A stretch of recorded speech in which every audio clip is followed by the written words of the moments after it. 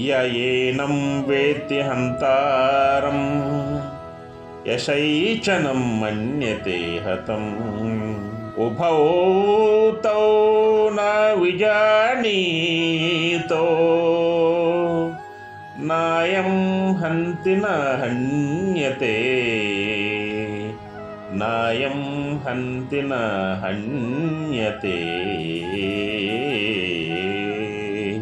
య ఏనం వేత్తి హంతారం యశైచనం మన్యతే హతం ఉభౌ తౌ న విజానీతో నాయం హంతి న హన్యతే.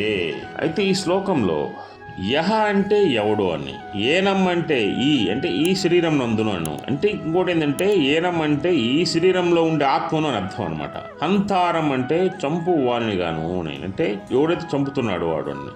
వేత్తి అంటే తెలుసుకొనుచున్నాడు. యచ్చ అంటే ఎవడు. ఏనం అంటే వీనిని. హతం అంటే చంపబడిన వానిగను. మన్యతే తలంచును. తౌ ఉభౌ అంటే ఈ ఇద్దరును. నెక్స్ట్ నా విజానీతః అంటే తెలిసిన వాడు కారు. అహం అంటే ఈ ఆత్మ. నహంతి అంటే చంపుటలేదు. నా హష్యతే అంటే చంపబడుటను లేదు. ఎవడు ఈ ఆత్మను చంపువానిగా నెరుగునో లేక ఎవరు చంపబడు వానిగా భావించునో వారిరువును వాస్తవము విరిగిన వారు కాదు. యథార్థంగా ఈ ఆత్మ దేనిని చంపుటలేదు, దేని చేతను చంపబడలేదు అని దీని యొక్క తాత్పర్యం. అయితే ఈ శ్లోకానికి వాక్యాన్ని ఏంటంటే కఠోపనిషత్తునందు ఈ శ్లోకమును పోలిన శ్లోకము ఒకటి కలదు. ఆత్మ చంపువాడు కాదు అని చెప్పుట వలన కర్తృత్వాదిలాత్మకు లేవని తెలియచున్నది. ఆత్మ చేయువాడు కాదు అంటే ఆత్మ చేసేవాడు కాదు, చేయించేవాడు కూడా కాదు. ఇక్కడ కర్తృత్వాదులు బుద్ధికే గాని బుద్ధికి సాక్షిగా ఆత్మకు కావు. ఆత్మకు కర్తృత్వ మాపాదించువాడు వెర్రివాడేనని గీత ఇక్కడ చెప్పడం అనేది జరిగిందనమాట.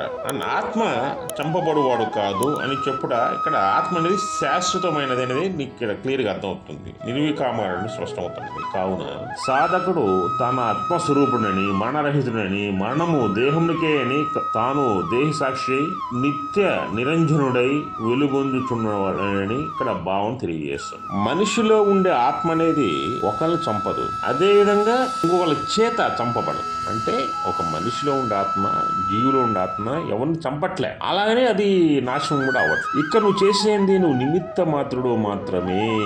ఇక్కడ నువ్వు నిమిత్తం మాత్రమే నువ్వు కర్మ చేయాల్సిందే.